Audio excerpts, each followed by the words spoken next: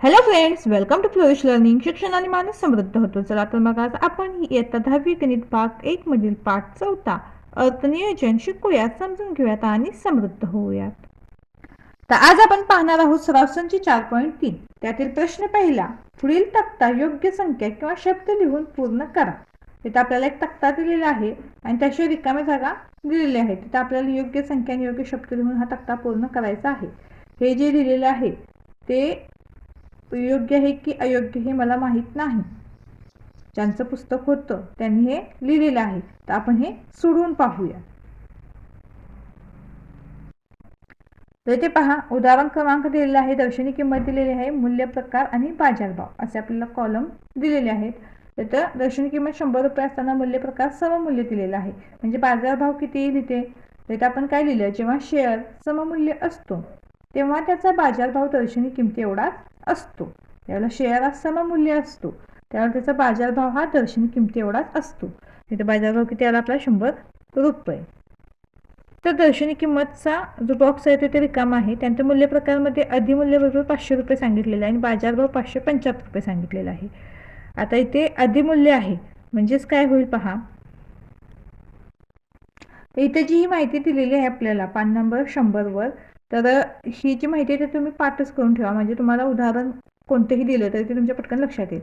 इथे काय म्हटलेलं आहे, बाजारभाव हा दर्शनी किमतीपेक्षा जास्त असेल तर ते अधिमूल्य असतं. बाजारभाव काय पाहिजे? जास्त पाहिजे दर्शनी किमतीपेक्षा, त्यावेळेला अधिमूल्य असतं. बाजारभाव आणि दर्शनी किंमत समान असते, म्हणजे जितका बाजारभाव आहे तितकीच दर्शनी किंमत असेल तर ते सममूल्य आहे. तो शेअर कुठला असतो? तो सममूल्य असतो. आणि ते बाजारभाव हा दर्शनी किमतीपेक्षा कमी असेल, जी दर्शनी किंमत आहे त्यापेक्षा बाजारभाव कमी असेल तर ते काय असतं? तो शेअर कुठला असतो? तर अवमूल्य असतो. तर आता इथे काय म्हटलेलं आहे? अधिमूल्य दिलेलं आहे. अधिमूल्यमध्ये काय म्हटलेलं आहे? बाजारभाव दर्शनी किमतीपेक्षा जास्त असतो. मग आपण इथे बाजारभावाचं सूत्र लिहून घेतलं, बाजारभाव बरोबर दर्शनी किंमत अधिक अधिमूल्य. म्हणून आता इथे काय होईल? बाजारभाव आपल्याला तर दिलेला आहे पहा, 575 रुपये. तर ही किंमत आपण इथे लिहून घेऊयात, 575 बरोबर दर्शनी किंमत आपल्याला दिलेली नाही, तर आपण दर्शनी किंमत आहे तशी लिहून घेऊयात. अधिक अधिमूल्य किती दिलेलं आहे आपल्याला? तर 500 दिलेलं आहे. बरोबर. तिथे काय होईल? तर दर्शनी किंमत बरोबर, जर आपण बाजूंची अदलाबदल केली तर दर्शनी किंमत अधिक 500 या बाजूला येईल आणि 575 या बाजूला येईल. तर हे 575 आपण ते लिहिलं आणि पुन्हा काय होईल? दर्शनी किंमत अधिक 500 किती जे असेल ते अधिक 500 परवचनाच्या पलीकडे जाऊन काय होईल? वजा 500 होईल. म्हणजेच 575 वजा 500 ही वजाबाकी आपल्याला किती मिळेल? तर 75, म्हणजेच 75 रुपये. तर दर्शनी किंमत आपली काय आली? तर 75 रुपये आली. म्हणजे ह्या कॉलममध्ये आपण इथं काय लिहिणार? या बॉक्समध्ये तर 75 रुपये लिहिणार. तर अशा पद्धतीने सोडवत हा बॉक्स तुम्हाला पूर्ण करायचा आहे. त्यानंतर पुढे काय म्हटलेलं आहे पहा, उदाहरण क्रमांक 3, दर्शनी किंमत 10 रुपये आहे. इथं मूल्य प्रकार आपल्याला लिहायचा आहे आणि बाजारभाव काय आहे? तर 5 रुपये आहे पहा. तर आता इथं बाजारभाव आहे तर दर्शनी किमतीपेक्षा कमी आहे, म्हणजेच इथं काय झालेलं आहे? तर अवमूल्य झालेलं आहे पहा.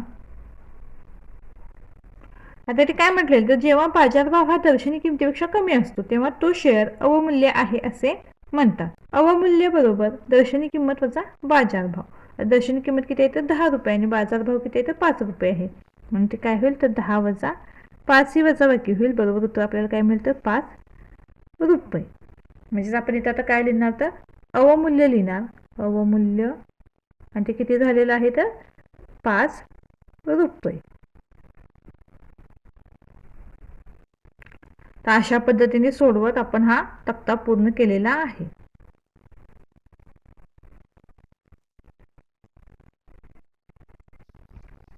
यानंतर दुसरा प्रश्न आहे, बाजारभाव 80 रुपये होता तेव्हा अमोलने 100 रुपये दर्शनी किमतीचे 50 शेअर्स विकत घेतले.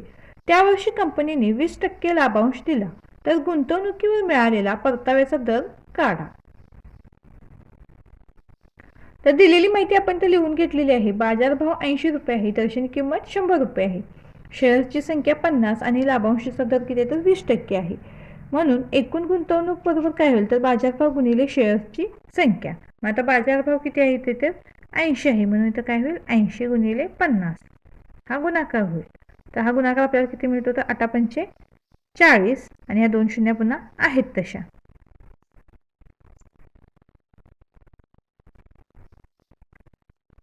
म्हणून एकूण गुंतवणूक बरोबर 4000 रुपये. आता एक शेअरवरील लाभांश काढूयात.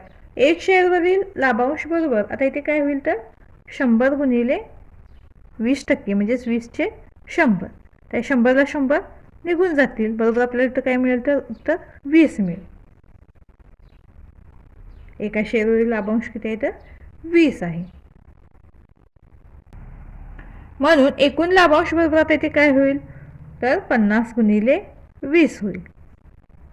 कारण शेअरची संख्या 50 आहे आणि एका शेअरवरील लाभांश किती आहे 20 आहे. म्हणून 50 गुणिले 20 हा गुणाकार करूयात. हा गुणाकार किती मिळतो तर 5 दुनी 10 आणि पुन्हा 2 शून्य आहेत तशा म्हणजेच 1000. परताव्याचा दर बरोबर एकूण लाभांश भागिले एकूण गुंतवणूक गुणिले 100. कारण आपल्याला ते परताव्याचा दर काढायचा आहे म्हणून आपण ते परताव्याचा दराचं सूत्र लिहिलेलं आहे. तर त्यासाठी लागणारी माहिती सुद्धा आपण इथं एकूण गुंतवणूक आणि एकूण लाभांश सुद्धा काढून घेतलेला आहे. बरोबर आता इथे काय होईल एकूण लाभांश आपला किती आला तर 1000 आला भागिले एकूण गुंतवणूक आपली किती आली होती तर 4000 गुणिले 100. आता इथे काय होईल 2 शून्यांना या 2 शून्य निघून जातील. पुन्हा ह्या 1 शून्याला हा शून्य निघून जाईल म्हणजे 100 भागिले 4 होईल. 4ने जर 100ला आपण भाग दिला तर तो 25चा बसतो बघा. 25 × 100. म्हणून परताव्याचा दर बरोबर काय मिळेल आपल्याला 25. म्हणून अमोलच्या गुंतवणुकीवरील परताव्याचा दर 25% आहे. तर आपलं दुसरं उदाहरण पूर्ण झालेलं आहे पहा.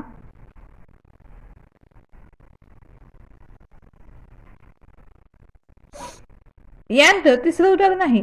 जोसेफ यांनी खालीलप्रमाणे शेअर्समध्ये गुंतवणूक केली तर त्यांनी केलेली एकूण गुंतवणूक काढा. कंपनी ए दर्शनी किंमत 2 रुपये आणि अधिमूल्य 18 रुपये असलेले 200 शेअर्स. कंपनी बी बाजारभाव 500 रुपये असलेले 45 शेअर्स. कंपनी सी बाजारभाव 10,540 रुपये असणारा 1 शेअर. तर अशा पद्धतीने त्यांनी कंपनी ए बी सी मध्ये शेअर खरेदी केलेले आहेत. तर त्यांची एकूण गुंतवणूक आपल्याला काढायची आहे. तर कंपनी ए दर्शनी किंमत 2 रुपये अधिमूल्य 18 रुपये म्हणून शेअरचा बाजारभाव बरोबर दर्शनी किंमत अधिक अधिमूल्य. दर्शनी किंमत किती आहे आपली 2 आहे अधिक अधिमूल्य किती आहे तर 18 आहे. मग 2 अधिक 18 बरोबर यांची बेरीज किती होते तर 20 होते. 20 रुपये. म्हणून शेअरचा बाजारभाव बरोबर 20 रुपये. आता कंपनी ए मधील गुंतवणूक बरोबर शेअर संख्या गुणिले बाजारभाव. आता शेअर संख्या किती आहे तर 200 आहे गुणिले बाजारभाव किती आला तर 20. 200 गुणिले 20 हा गुणाकार करूयात. हा गुणाकार किती मिळतो आपल्याला तर 2 गुणिले 2 4 आणि 3 शून्य समोर आहेत तशा म्हणजेच 4000. म्हणून कंपनी ए मधील गुंतवणूक बरोबर 4000.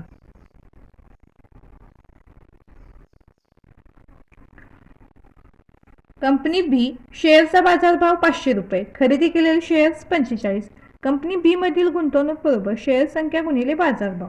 मग आता इथे शेअर संख्या किती आहे तर 45 आहे गुणिले बाजारभाव किती आहे तर 500 आहे. 45 गुणिले 500 हा गुणाकार करूया. हा गुणाकार किती मिळतो आपल्याला तर 22,500 मिळतो म्हणजेच 22,500 रुपये. ही कंपनी ए मधील गुंतवणूक सुद्धा 4000 रुपये मिळालेली आहे पहा. आणि कंपनी बी मधील गुंतवणूक किती मिळेल तर 22,500 रुपये. तर कंपनी बी मधील गुंतवणूक 22,500 रुपये आहे. कंपनी सी शेअरचा बाजारभाव 10,540 रुपये खरेदी केलेले शेअर्स 1. कंपनी सी मधील गुंतवणूक बरोबर शेअर संख्या गुणिले बाजारभाव म्हणजेच काय होईल आता इथे 1 गुणिले 10,540. तर हा गुणाकार आपल्याला किती मिळेल आता 1 ने गुणल्यानंतर काही फरक पडणार का नाही तर 10,540 आपल्याला आहे तसेच मिळतील म्हणजेच 10,540 रुपये. तर कंपनी सी मधील गुंतवणूक 10,540 रुपये. आता जोसेफ यांची एकूण गुंतवणूक बरोबर काय होईल तर कंपनी ए मधील गुंतवणूक अधिक कंपनी बी मधील गुंतवणूक अधिक कंपनी सी मधील गुंतवणूक. तर कंपनी ए मधील गुंतवणूक किती आहे तर 4000 अधिक 22,500 अधिक 10,540 ही बेरीज होईल. तर 4000 अधिक 22,500 अधिक 10,540 ही बेरीज आपल्याला किती मिळते तर 37,000 40 मिळते.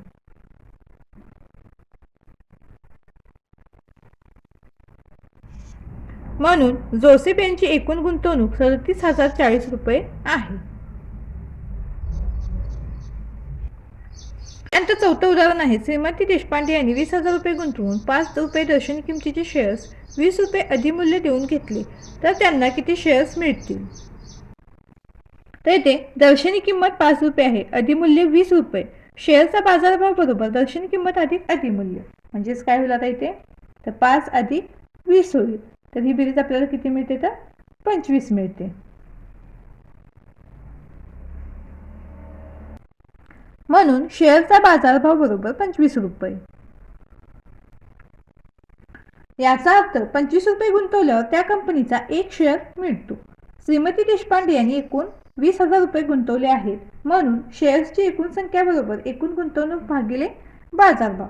एकूण गुंतवणूक किती आहे, तर 20,000 आहे, म्हणून 20,000 भागिले बाजारभाव किती आहे, तर 25 आहे. 25ने आपण जर 20,000ला भाग दिला तर 25 8 200 आणि पुढे या 2 शून्य आहेत तशा, म्हणजे 800 उत्तर मिळेल आपल्याला.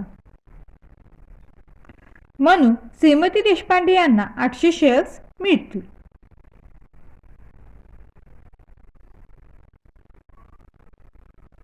पाचवं उदाहरण, श्री शांतीलाल यांनी 100 रुपये दर्शनी किमतीचे 150 शेअर्स 120 रुपये या बाजारभावाने खरेदी केले, नंतर 7% लाभांश कंपनीने दिला. गुंतवणुकीवरील परताव्याचा दर किती?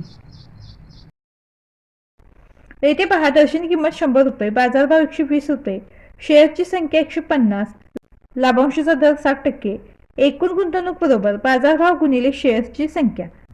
तिथे बाजारभाव किती आहे, 120 आहे, म्हणून गुणिले 120 गुणिले शेअर्सची संख्या किती आहे, तर 150 आहे, आणि 120 गुणिले 150 हा गुणाकार होईल. हा गुणाकार आपल्याला किती मिळतो पहा, तर 18,000 मिळतो, म्हणजेच 18,000 रुपये. तर एकूण गुंतवणूक 18,000 रुपये मिळाली. एक शेअरवरील लाभांश बरोबर इथे काय होईल, तर 100 गुणिले 60%, म्हणजेच 700 होईल. तर 100ला 100 निघून जाईल आणि उरेल काय, फक्त 7, म्हणजे एका शेअरवरील लाभांश किती आहे, तर 7 आहे. म्हणून एकूण लाभांश बरोबर काय होईल, तर 150 गुणिले 7 होईल. हा गुणाकार आपल्याला किती मिळतो, तर 15 7 105 आणि पुन्हा शून्य आहे तसा, म्हणजेच 1050. एकूण लाभांश किती मिळाला आपल्याला, 1050. तर आपल्याला ते एकूण गुंतवणूक मिळालेली आहे, एकूण लाभांश मिळालेला आहे. आपण तर परताव्याचा दराचं सूत्र लिहिलेलं आहे. परताव्याचा दर बरोबर मिळालेला एकूण लाभांश भागिले एकूण गुंतवणूक गुणिले 100. एकूण लाभांश किती मिळाला, तर 1050. एकूण गुंतवणूक किती आहे, तर 18,000, भागिले 18,000 होईल, गुणिले 100. त्या 2 शून्याने 2 शून्य निघून जातील, पुन्हा ह्या शून्याला हा शून्य निघून जाईल. मग आता इथे काय होईल, 105 भागिले 18 होईल. तर हा आपण जर भागाकार करून पाहिला तर आपल्याला उत्तर काय मिळतं, तर 5.83 मिळतं पहा. म्हणून परताव्याचा दर बरोबर 5.83. तिथे आपलं 5वं उदाहरण पूर्ण झालेलं आहे, तुम्ही पाहू शकताय. यानंतर 6वं उदाहरण आहे, खालीलपैकी कोणती गुंतवणूक फायदेशीर आहे? दोन्ही कंपनीच्या शेअर्सची दर्शनी किंमत समान आहे. कंपनी ए साठी बाजारभाव 80 रुपये असून लाभांश 16% आणि कंपनी बी साठी बाजारभाव 120 रुपये असून लाभांश 20%. तिथे बाजारभाव आणि लाभांश दोन्ही कंपन्यांसाठी वेगळा आहे, पण जी शेअर्सची किंमत दर्शनी किंमत आहे ती समान आहे. तर त्यावरून आपल्याला यातील कोणती गुंतवणूक फायदेशीर आहे ते लिहायचं आहे. दोन्ही कंपन्यांच्या शेअर्सची दर्शनी किंमत 1 रुपये मानू.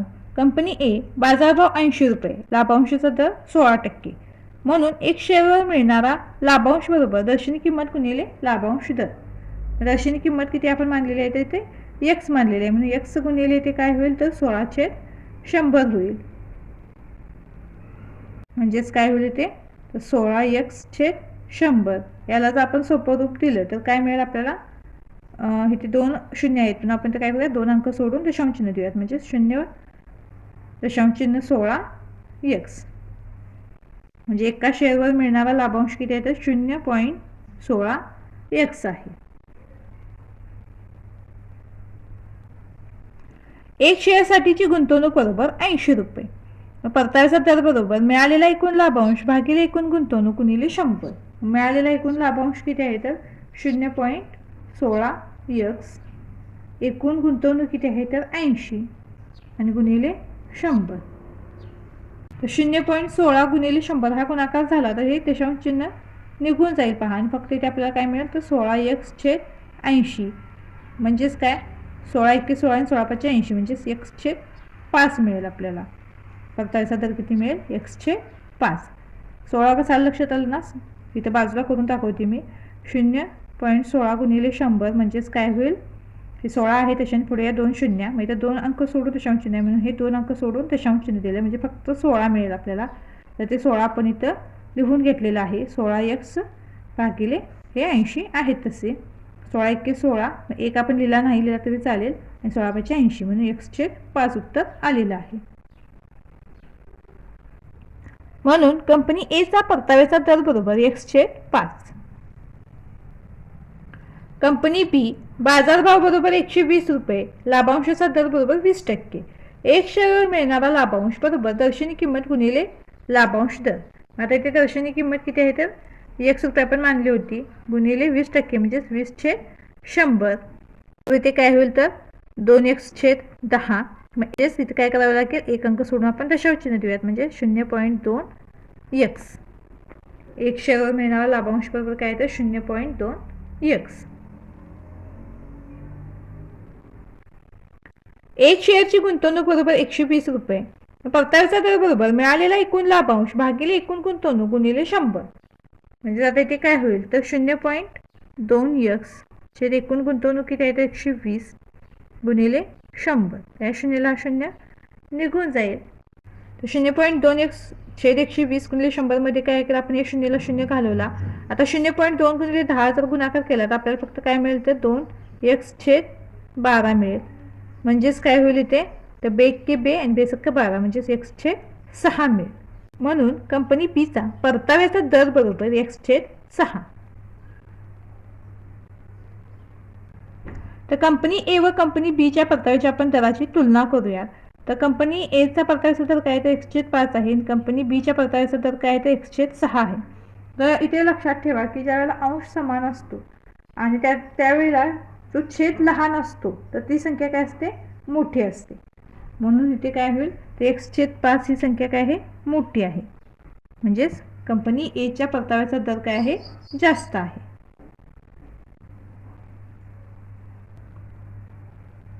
म्हणून कंपनी ए मधील गुंतवणूक अधिक फायदेशीर आहे.